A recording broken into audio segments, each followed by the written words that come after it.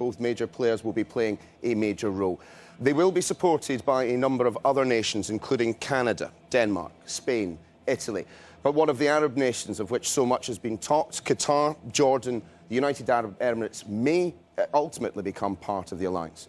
In terms of kit and equipment, well, NATO planners say that we have perhaps as many as 300 jets that could be deployed from bases and aircraft carriers in the area. At their disposal, an array of fast jets, including the British Typhoon and Tornado.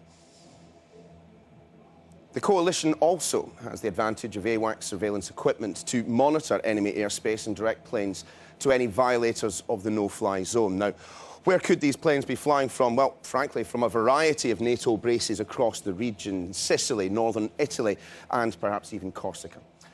Aircraft carriers could potentially be used in the operation, like the French carrier, the Charles de Gaulle, currently somewhere in the Med. French aircraft were the first to be involved in action in Libya, firing on one of Gaddafi's military vehicles. Earlier, pilots prepared their aircraft at Saint-Dizier airfield before heading to join the coalition.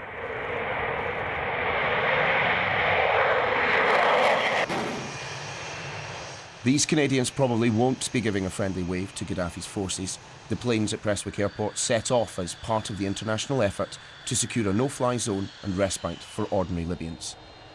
They will join a growing band of pilots from Britain and a host of other nations. There have been reports that Tornado jets have now arrived at an RAF station in Cyprus, a global effort coordinated through US Central Command.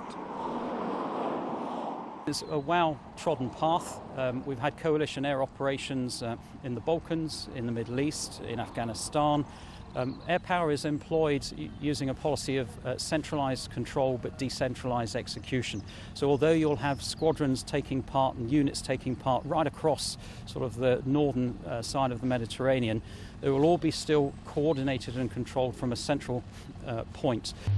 They might not be taking a lead in terms of fast jets, but the Americans are providing some of their air assets for use in the no-fly zone.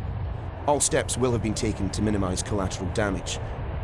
The pilots heading to Libya know accomplishing their task could take quite some time and will undoubtedly involve quite some risk. So how might that risk manifest itself? How might Colonel Gaddafi respond? The biggest threat to NATO forces could well come from anti-aircraft missiles. The most dangerous the SA-5, a medium to high altitude surface-to-air missile system with a range of more than 150 kilometres. Low altitude systems like the SA-6, designed to protect ground forces from air attack, could also pose a threat. And there will be plenty of anti-aircraft guns and shoulder-launched missiles which proved effective against NATO craft during the Kosovo conflict. The current size of the Libyan Air Force is unclear. Colonel Gaddafi is thought to have a number of ageing MiGs and Mirage fighters.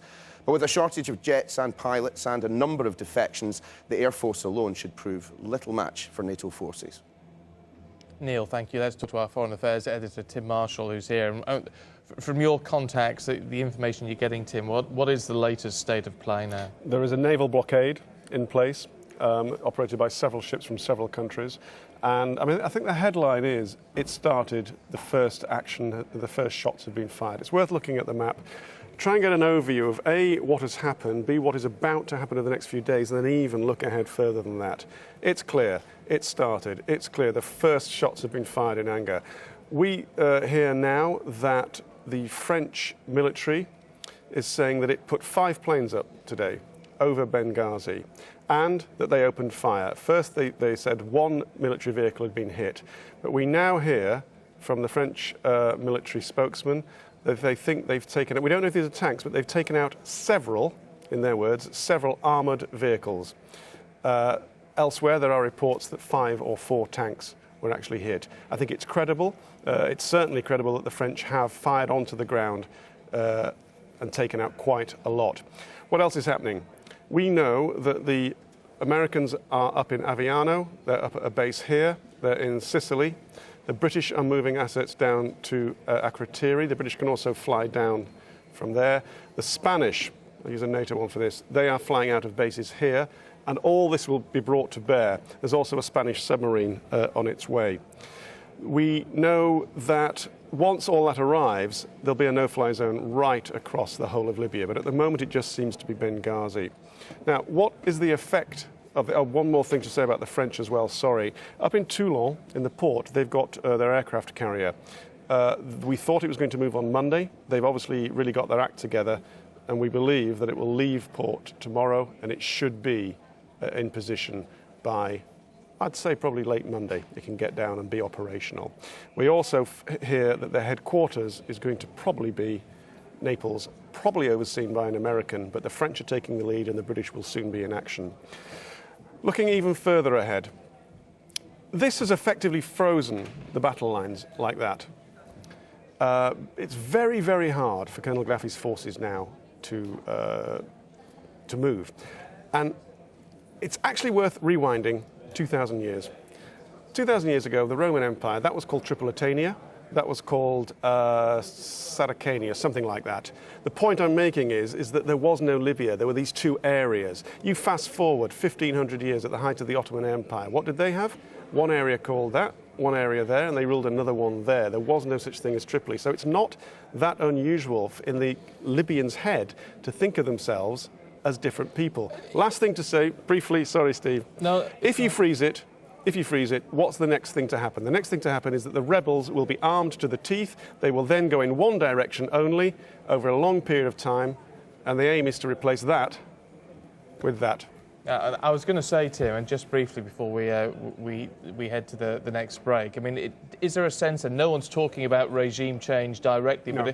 but is there a sense with this that they are looking at some longer-term plan for regime change? They're prepared to sit and wait and see Gaddafi pushed out over the next 18 months, 2 years? That's why I did the last bit on the skyscraper, because although there is nothing to, they say it's nothing to do with regime change, although the French are actually hinting at it quite strongly, but it's the effect that if they do destroy his forces and freeze the battle lines, he cannot then take Libya, the rest of it.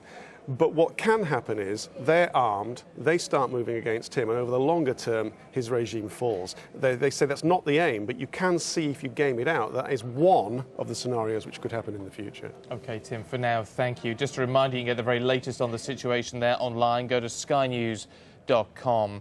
But to remind you, what